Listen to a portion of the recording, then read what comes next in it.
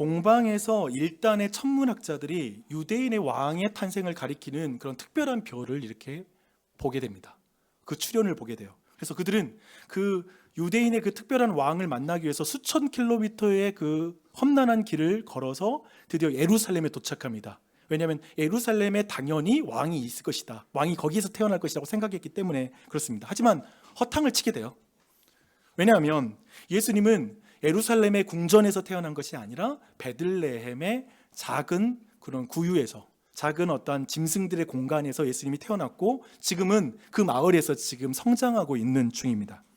놀랍게도 동방에서 봤던 그 별이 이제 다시 이 동방 박사들 앞에 나타나게 되고요. 이들이 내비게이션이 돼가지고 이제 아이가 있는 곳으로 이제 가게 됩니다. 그리고 아기가 있는 그곳에 이제 이 내비게이션이 머무는 거죠. 도착 이렇게 하게 되는 거죠. 그것을 보자마자 성경에서는 이 아기가 있는 것을, 그 별이 멈춘 것을 보고 동방 박사들의 마음이 어땠는지, 그들의 감정이 어땠는지를 이렇게 표현하고 있습니다. 그들이 크게 기뻐하고 기뻐했다, 막 이런 강하게 표현하고 있습니다. 여러분, 우리 인생에 그런 때가 있지 않으세요?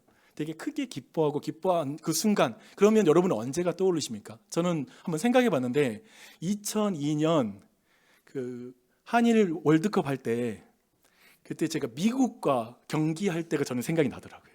왜 그러냐면 그때 우선 미국이 먼저 1대0으로 이기고 있는 중에 우리가 막 간절히, 저는 그때 광화문에 있었거든요. 광화문에서 막 응원하고 있었는데 이제 드디어 안정환 선수가 헤딩슛으로 들어갔잖아요. 근데 그 순간에 사람들이 소리를 지르면서 팍 튀어오르잖아요. 근데 그렇게 소리를 다 함께 지르니까 동시에 갑자기 귀가 안 들리더라고요. 웽하니 귀가 안 들리고 머리가 좀 하얘지면서 어지러지해지더라고요. 저 그 경험을 해봤습니다. 그리고 나서 막 뛰면서 막 내 소리 지르는데 내 목소리도 안 들려. 그 정도로 막 뛰다가 나 자신이 그렇게 기쁜데, 골이 들어가니까 너무 기쁜 것도 있지만 바로 옆에 보니까 제 친한 친구가 있었어요. 친구랑 또 한 번 안고 막 뛰니까 또 둘이 가니까 또 기쁨에 기쁨이 더해지잖아요. 너무나 좋았습니다. 너무나 즐거운 시간이었어요. 근데 기쁨 위에 기쁨이 더한다라는 것, 축구 경기 하나 보는데도 뭐 이렇게 기쁜데, 그렇죠? 너무나 기뻤는데 분명히 이 동방 박사들이 그 별이 아기가 있는 곳에 딱 머물렀을 때 그 기쁨은 그것보다 더 기쁜 기쁨이었을 것 같아요. 굉장히 큰 기쁨이었을 것 같아요. 그리고 그래서 아기가 저기 있다라는 것, 곧 만날 수 있다라는 것도 너무 기쁘지만 한편에 옆에서 이제까지 수천 킬로미터를 같이 걸어왔던 친구들을 보면서 다시 한번 얼싸안고, 야 우리 다 왔어 라고 하면서 그들 사이에 기쁨이 또 넘쳐났을 거라는 생각이 듭니다. 근데 이제 그들이 집에 들어갑니다. 아기가 어머니 마리아의 품에 안겨 있는 거예요.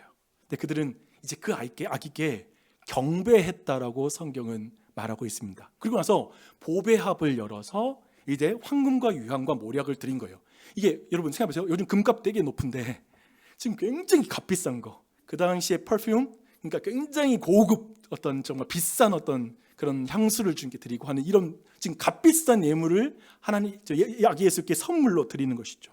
근데 지금까지 봤던 이 장면은 교회를 오래 다닌 사람들은 어려서부터 성극을 통해서 한 번쯤은 크리스마스 시즌에 한번 봤을 것이고요. 교회를 안 다니는 사람들도 동방박사 그러면 어느 정도 이해하고 있는 그런 이야기입니다. 그런데 한번 여기에서 좀 근본적인 질문을 우리가 한번 했으면 좋겠습니다. 왜 동방박사는 예수님을 만나려고 그 먼 길을 떠났을까? 그리고 어떻게 그렇게 값비싼 선물을 예수님께 바칠 수 있을까라는 이런 질문을 해보는 것이죠. 그도 그렇지 않습니까? 첫째, 그들은 어떤 의미에서 그렇잖아요.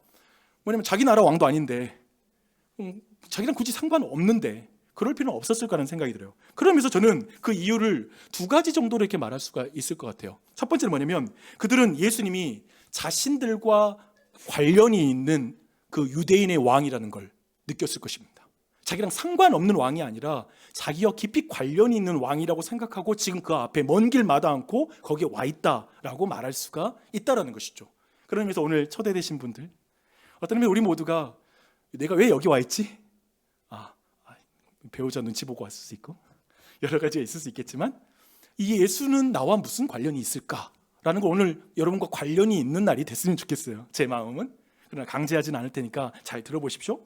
근데 또 한 두 번째 이유, 저는 이 두 번째 이유가 더 중요한 것 같아요. 어떻게 그 예수님께 와서 값비싼 예물을 드릴 수 있을까라고 생각했을 때 그들은 신이라는 존재가 그들에게 자신들에게 가장 소중한 선물로 주셨다. 이 아기가 바로 그 가장 소중한 선물이다라는 것을 그들이 알게 되었다는 것이죠. 그렇기 때문에 어떤 선물을 바치더라도 아깝지 않은 것. 그래서 아까 말한 대로 지금 그 동방박사들이 기뻐하는 건 그 아기를 기뻐하는 거예요. 그것이 기쁘고 너무 기뻐서 자기가 앞으로 소원 성취해서, 즉 예수님 앞에 뭔가를 바쳐서 얻어냄으로 말미암아 내가 뭔가로 기뻐할 수 있는 게 없는 거야. 그 아기가 최고의 기쁨인 것이죠. 최고의 선물을 받았기 때문에 자신들의 정말 소중히 여기는 걸 기꺼이 바칠 수 있는, 선물로 바칠 수 있는 그 상황이다라고 이렇게 이해할 수가 있을 것 같습니다.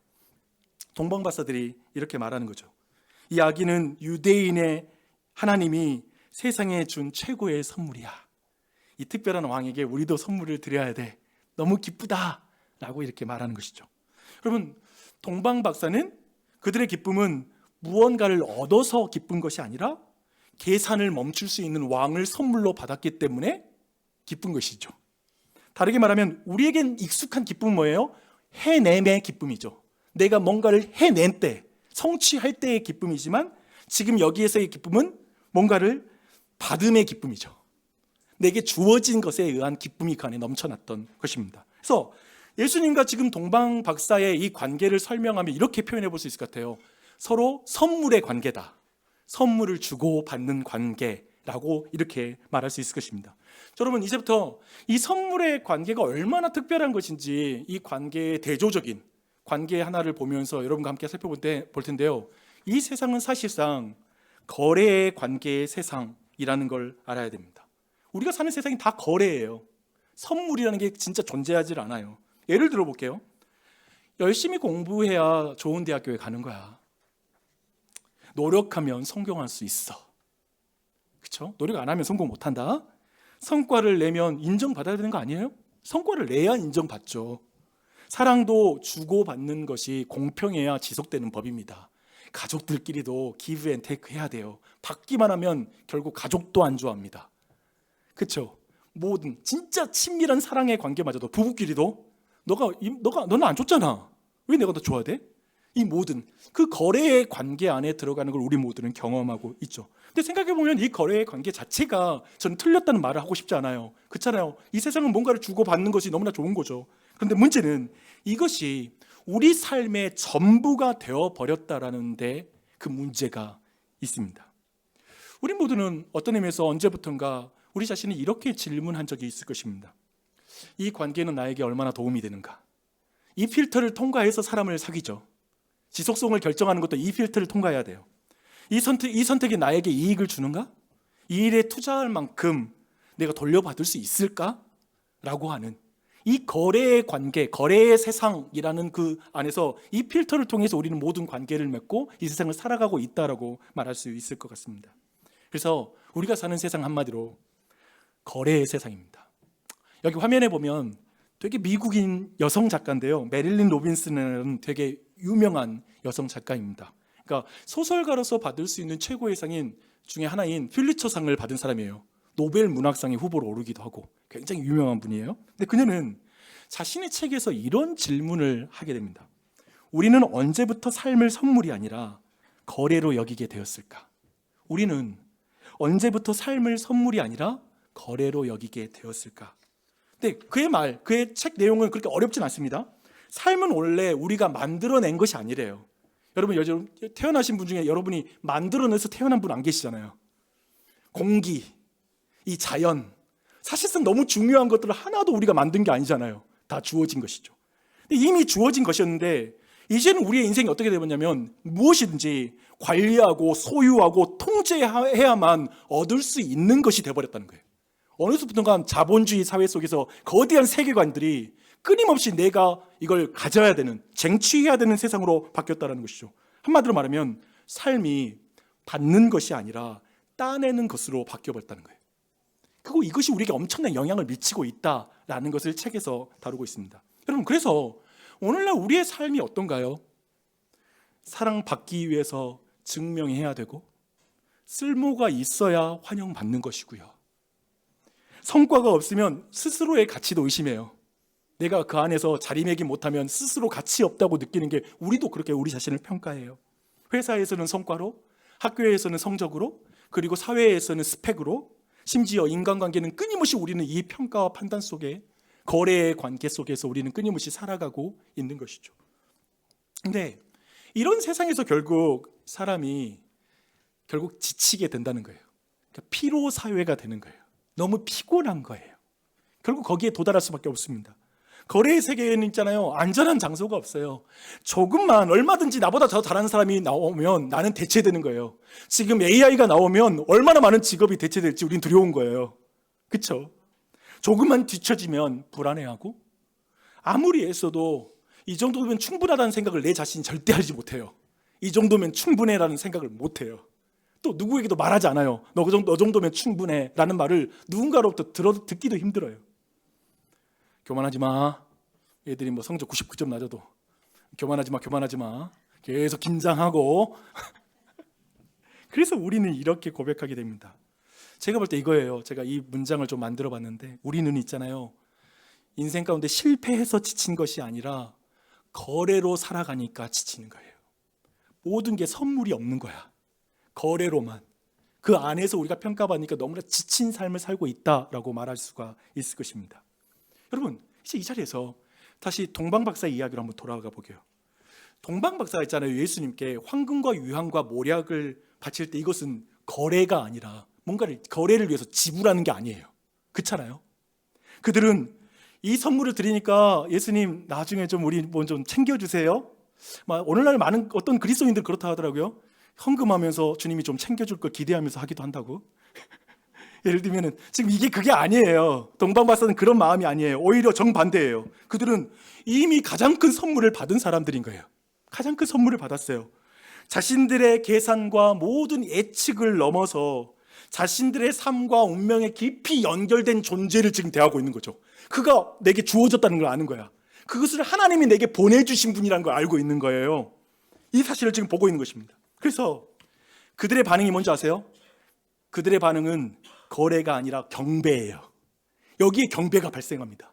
경배는 자격 없는 자에게 은혜가 베풀어질 때 나오는 게 경배예요. 더 이상 이 경배란 건 뭐냐면요, 상대에 대해서 더 이상 값을 매기지 않는 거야. 더 이상 값을 매길 수 없는 존재인 거야. 더 이상 따지지 않는 거야. 그래서 그 앞에 몸의 자세가 경배예요. 엎드리는 거예요. 그게 경배입니다. 이분은 나의 계산을 넘어선 분이야. 이분은 내 인생에 받은 선물 중에 가장 큰 선물이야. 나는 어떤 돈으로도 이분을 살 수 없고, 이분은 내가 억만금을 주고도 나는 빼앗기고 싶지 않은 분이야. 나의 보물이야 라고 이렇게 고백하고 있는 것이죠. 그래서 예수님 있잖아요, 이 성탄 가운데 예수 그리스도를 우리 모두에게 성탄의 선언은 이것입니다. 너의 삶은 거래로 시작한 것이 아니라 나의 선물로 시작한 삶이란다.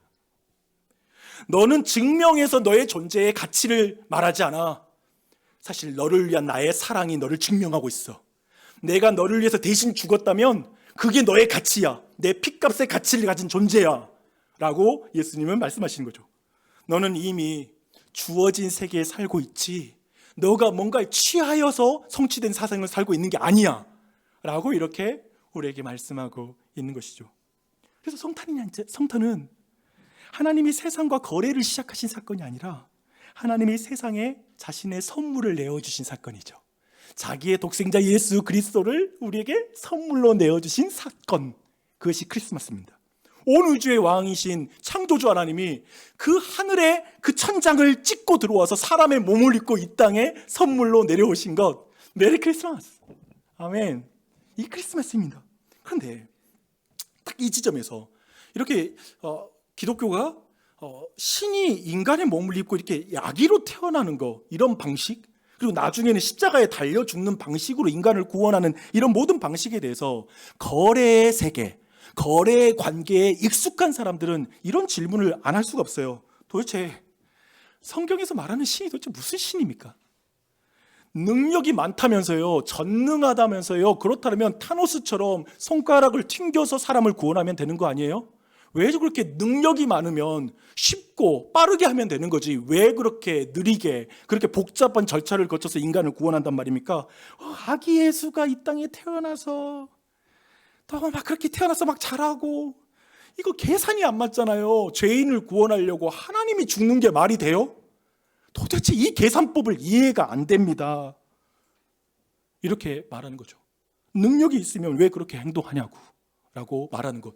이 질문을 거래의 세계에 여러분이 지금 살고 있다면, 아마도 여러분이 지금 기독교에 아직 들어오지 못한 분들, 특별히 오늘 처음에 방문하신 분들은 무조건 이 질문 안 할 수가 없어요. 왜 그렇게 꼭 이래야 돼? 그렇죠? 그래서 우리 모두는 이런 질문이죠. 신의 가성비를 묻는 거죠.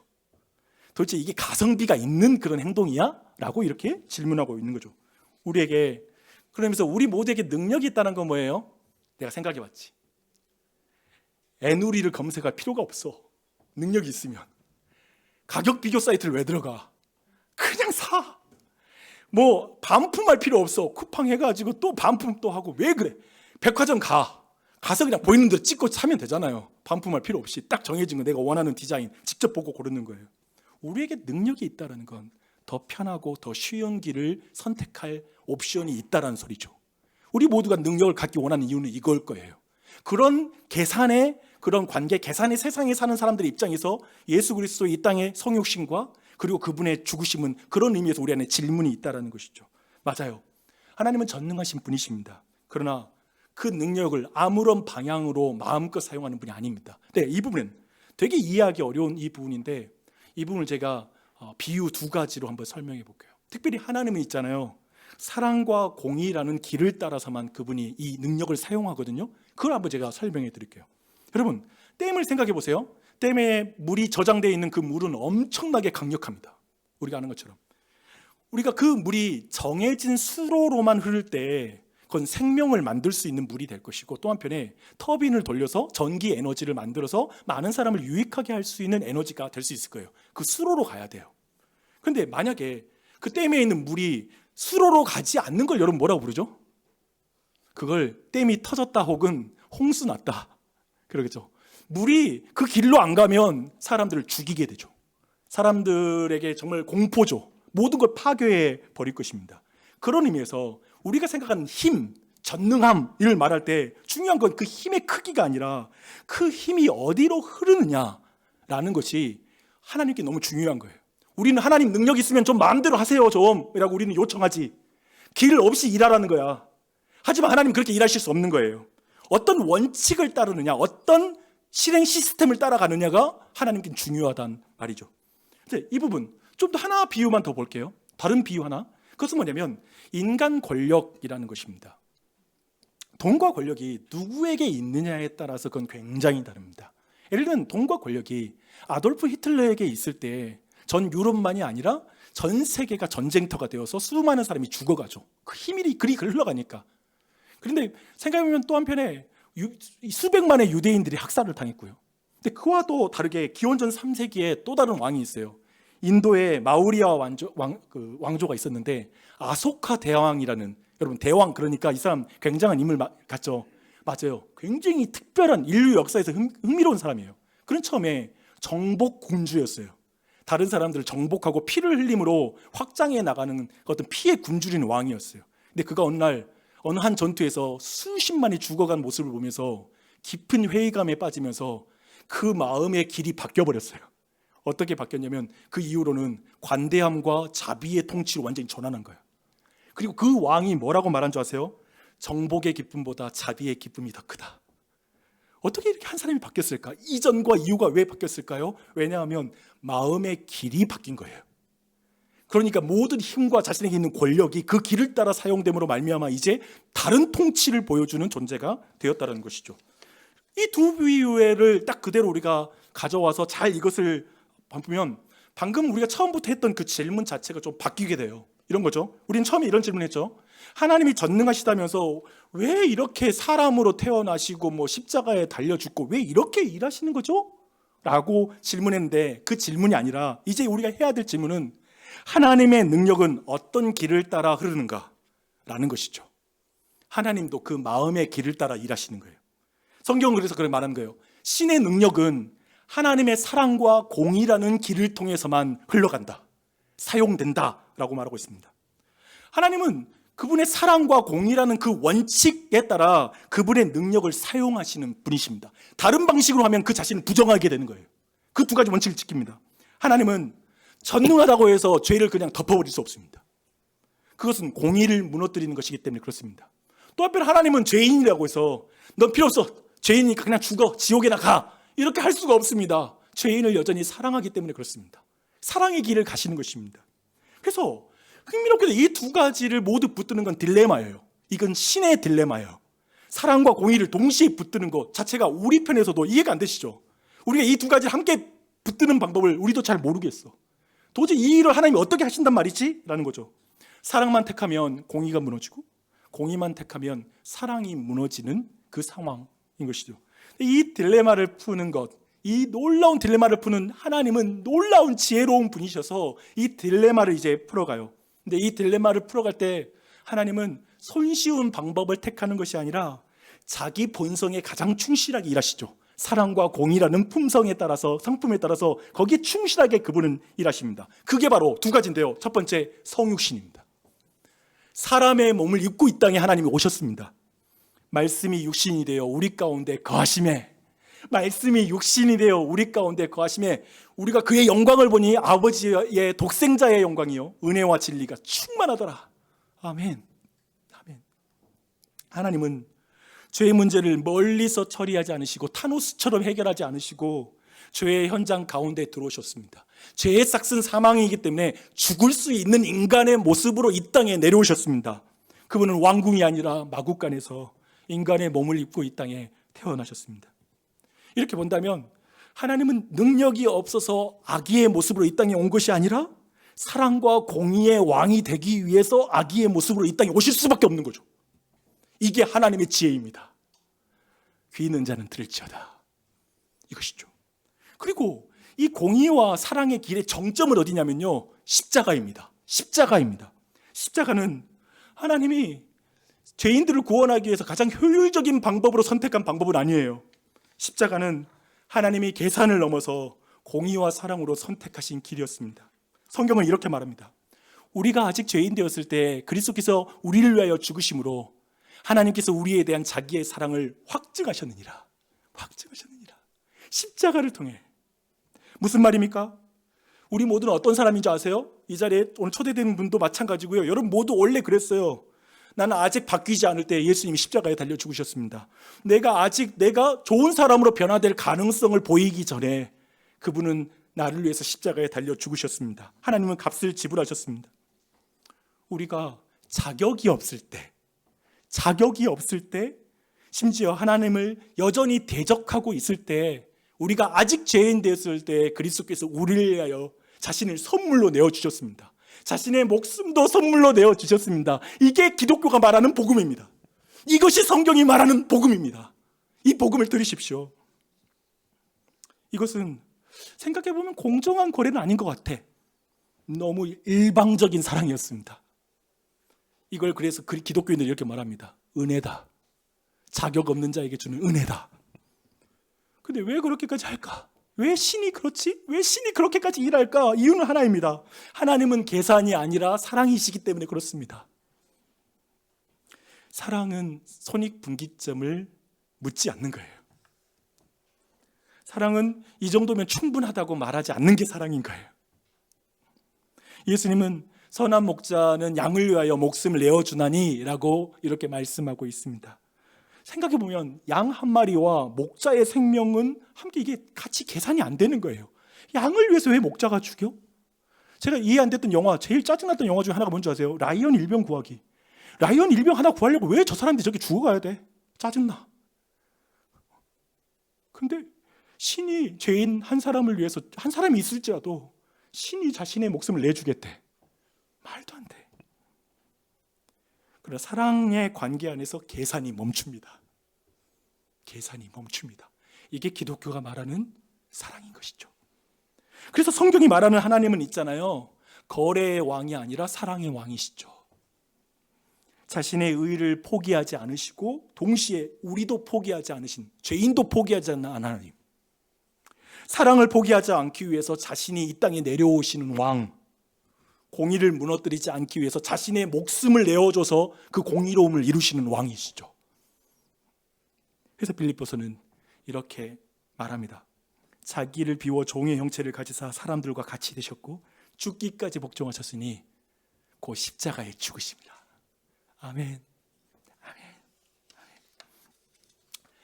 오늘 쭉 여러분과 함께 지금 성탄의 복음을 나누고 있는 중입니다.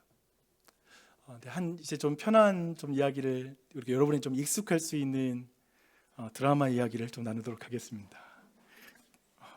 박 목사는 드라마 덕후. 네, 사실 이 드라마를 다 보지는 않았어요. 아무튼 박영주 목사가 드라마만 보고 있다는 소문이 나고 있어가지고 제가 늘 이런 이야기를 또 나누는 게 신중하지만 들어보세요.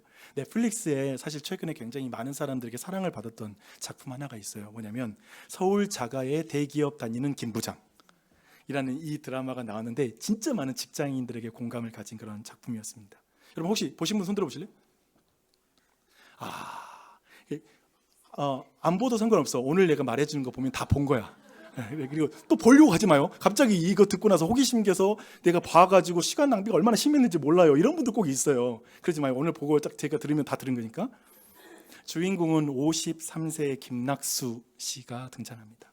근데 그는 평생 거래 세계에서 거래의 관계를 맺으면서 살아온 사람이었습니다. 그러니까 사내 정치는, 대기업에서의 사내 정치는 정말 어마어마한 것이죠. 근데 이 사람에게는 자기 자신의 인생에 세 가지의 전리품이 있었어요. 자신에게 자랑하는 게 세 가지가 있었어요. 첫 번째는 뭐냐면 서울에 자가집이 있어. 자기 아파트를 가지고 있어요. 그리고 두 번째는 뭐냐면 대기업의 부장이야. 이제 그 다음으로 임원으로 승진하려고 지금 정신없어요. 세 번째는 뭐냐면 아들이 명문대를 다닌다는 거지. 와, 여러분 이 정도면 지금 쉽게 말하면 거래 세계에서 김낙수 씨는 모범생인 거야. 진짜 모범생이야. 이 정도면 잘 산 거죠. 그는 정말 그 전리품을 얻기 위해서 치열하게 살아가던 어느 날 결국 그 모든 걸 잃어버리는 그런 상황이, 완전히 그 모든 게 박살내는 상황이 닥칩니다. 뭐냐면 어떻게 되냐면 우선 명예퇴직으로 이제 회사에서 잘려요. 이제 그만두게 되고, 또 한편에 퇴직금으로 받은 것을 사기를 맞아가지고 완전히 그 퇴직금을 다 날려버려. 그 상황에 처하게 되고, 또 한편 아들도 그 좋은 대학교에 가서 인생의 방향을 잃고 어떻게 방향을 나갈지를 모르는 거예요. 이 상황에 처합니다. 쉽게 말하면 지금 낙수 씨는 거래 세계에서 완전히 패배자이죠. 방금 전에는 모범생이었는데 그 길을 따라가면서 어느 순간에 패배자의 길을 걸어가는 상황입니다. 근데 제가 볼 때 이 드라마는 여기서부터 진짜 메시지가 시작돼요. 인생 그 밑바닥에서, 거래 세계에서 가장 밑바닥에 있는 그 상황에 그에게 새로운 세계가 열리기 시작해요. 새로운 관계가 열리기 시작해요. 그건 선물의 관계예요. 그 상황 속에 그를 견디게 하고 회복되게 하는 그 계기가 뭐냐면 자신의 성공 여부와 전혀 상관없이 여전히 자기를 지지해주는 아내가 있는 거야. 그 아내가 곁에서 낙수 씨라고 하면서 위로해 주는 거예요. 또 한편에 사고를 쳤지만 그 무능력해 보이는 아빠를 끝까지 존경해주고 아빠를 응원해주는 아들이 또 있는 거예요. 그래서 그 상황 가운데 낙수 씨가 깨닫게 되는 거예요. 아, 이 관계는 내가 노력해서 얻어낸 전리품이 아니었구나. 쉽게 말하면 내가 우리 가족이 이렇게 잘 사는 거 다 내 탓이야. 내가 이렇게 노력하고 갈아놓고 인생 살았기 때문에 우리 가족 이 정도 살고 있지라는 생각이 드는 게 아니라 이 사람들이 나의 선물이구나라는 걸 깨닫는 것이죠. 그저 나에게 주어진 선물이었구나. 그리고 그 고통을 계기로 오랫동안 앙숙이었던 형과 화해하게 되고 형과는 선물을 주고받는 그런 관계가 이제 됩니다. 그러니까 제가 보는 것은 뭐냐면 낙수 씨가 거래의 세계에서 선물의 세계로 점점 더 이렇게 넘어가고 있는 그 드라마의 마지막 장면입니다. 거래의 관계에서 선물의 관계로 그가 나아가기 시작하는 것이죠. 그래서 사실은 그의 현실은 너무 힘들었어요. 그 사기 맞고 이제 그의 삶은 너무나 힘들고 어렵지만 선물하는 관계들 때문에 자신의 삶을 점점 받아들이다가 마지막 장면이 기가 막힌데 세차장에서 딱 누워있어. 그리고 그 표정을 점점 클로즈업 가요. 그러면서 그가 살짝 웃음을 짓는 것으로 행복을 찾은 모습으로 그 드라마가 끝이 납니다. 근데 이 드라마가 말하는 선물의 세계는 저는 성경이 말하는 구원의 그림자인 것 같아요. 어떤 그것의 하나의 조각인 것 같습니다. 나의 자격과 성취와 상관없이 주어지는 가치를 발견하는 것. 그래서 내게 당연하게 여겼던 가족이 이게 선물이구나라고 발견되는 것.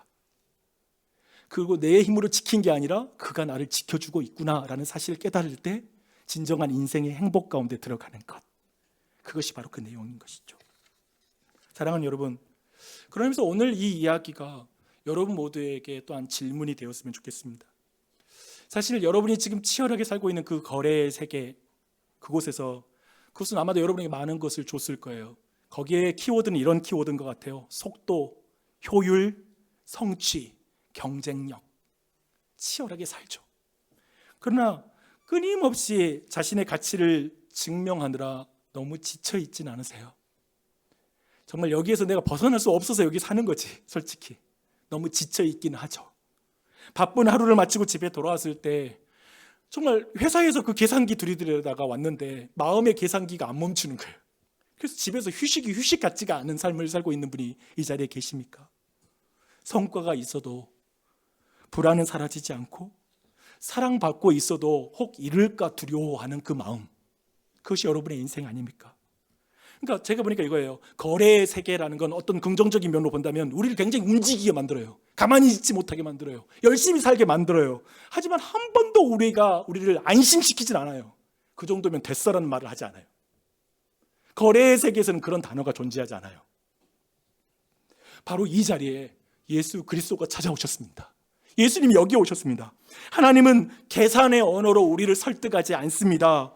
너 이만큼 하면 내가 받아줄게. 내가 선물 줄까 말까 생각하고 있어? 너가 기도 많이 하고 큐티 많이 하고 교회 열심히 출석하고 너 괜찮으면 내가 이거 줄 거야. 한번 잘 볼 거야 라고 말씀하지 않는 것이죠. 대신 아무것도 내놓을 것이 없는 우리를 아무런 조건 없이 그의 아들을 우리에게 내어주십니다. 성경 그래서 여러분을 이렇게 초대하고 있습니다. 오라 너희 모든 목마른 자들아 물로 나오라. 돈 없는 자도 오라. 오라 너희는 와서 사 먹되 돈 없이 값없이 와서 포도주와 젖을 사라 라고 말합니다. 거래의 세상이 아닌 거죠. 하나님의 나라는 놀랍게도 우리가 헌금을 많이 하고 뭔가를 많이 바쳐서 얻어낼 수 있는 나라가 아니라 값없이 와서 마셔라. 그래서 어쩌면 여러분 이 자리 가운데 나는 이제 교회에 너무나 처음 와봤고 나는 기독교에 대해서 나랑 체질이 안 맞다고 생각하고 살고 있고 나는 정말 여러 가지로 부정적이기 때문에 나를 받아주지는 않을 것이고 내가 여기서 더 나아갈 수는 없어라고 생각하는 분이 계십니까? 아니요. 여러분이 더 자격을 갖추고 예수님께 나아갈 방법도 없습니다. 그저 여러분은 값없이 여러분에게 선물로 오신 분을 선물을 받아들이는 것이 기독교의 복음의 진리입니다. 받아들이셨으면 좋겠습니다. 여러분이 온 것을. 예수님은 오늘도 우리에게 묻고 계십니다. 너는 아직도 증명하는 삶을 살고 있니? 사랑받기 위해 스스로 그렇게 몰아붙이고 왜 그렇게 몰아붙이고 살고 있니? 하나님 앞에서도 너는 계산기를 들고 있니? 심지어 하나님 앞에서도 우리는 계산기를 들고 있는 거죠. 이 정도니까 사랑 못 받을 거야. 이 정도니까 사랑받지 않을까? 그런 당신을 예수님께서 초대하십니다. 이제 계산기를 내려놓아도 된다. 너는 이미 값을 치러진 존재다. 너의 죄에 대한 값은 내가 이미 치렀다. 나는 너에게 요구하기 위해 온 왕이 아니라 너를 위해서 모든 값을 치르기 위해 온 왕이다. 너의 선물이 되기 위해서 왔다. 나를 받아주지 않겠느니? 네 마음을 열고 받아주지 않겠니? 너는 내 것이야. 나도 너의 것이야. 성탄은 우리가 뭔가를 더 잘해보겠다라고 결심하는 날이 아닙니다. 우리에게 찾아온 예수님을 발견하는 날입니다. 성탄은 우리의 구원이 성취가 아니라 주어진 것임에 놀라는 날입니다. 우리가 해냄의 기쁨을 얻는 날이 아니라 주어진 기쁨을, 받은 기쁨을 누리는 날이 성탄입니다. 그러니 거래의 세계에서, 거래의 관계에서 한 발 뒤로 물러나 선물의 세계로, 하나님 나라로, 선물의 관계로 한 발짝 나아가는 여러분이 되셨으면 좋겠습니다. 여러분, 그 길은 외롭지 않아요. 여러분을 그 길로 인도할 왕 예수 그리스도가 계십니다. 그분이 여러분의 손을 잡고 그 나라로 더 들어가게 해주실 거예요. 지금은 온갖 거래의 세계 속에 찌들어 있는 나지만 조금씩 선물의 세계로 우리를 들어가도록 도우실 것입니다. 그 순간, 내게 주어진 그 아기 예수를 만나는 순간에 우리는 어떻게 반응할까요? 경배. 당신은 값을 매길 수 있는 분이 아니에요. 당신은 내가 가진 어떤 것보다 소중한 분이고, 내게 준 내가 가질 수 있는 어떤 재산보다 가장 소중한 내 기업이십니다. 내 것입니다. 경배를 하는 것이죠. 그 주님의 말씀을 잠깐 들어보십시오. 여러분 모두에게 하는 말씀입니다. 하나님이 세상을 이처럼 사랑하사 독생자를 주셨으니 이는 저를 믿는 자마다 멸망하지 않고 영생을 얻게 하려 하심이라. 이 예수를 믿으십시오.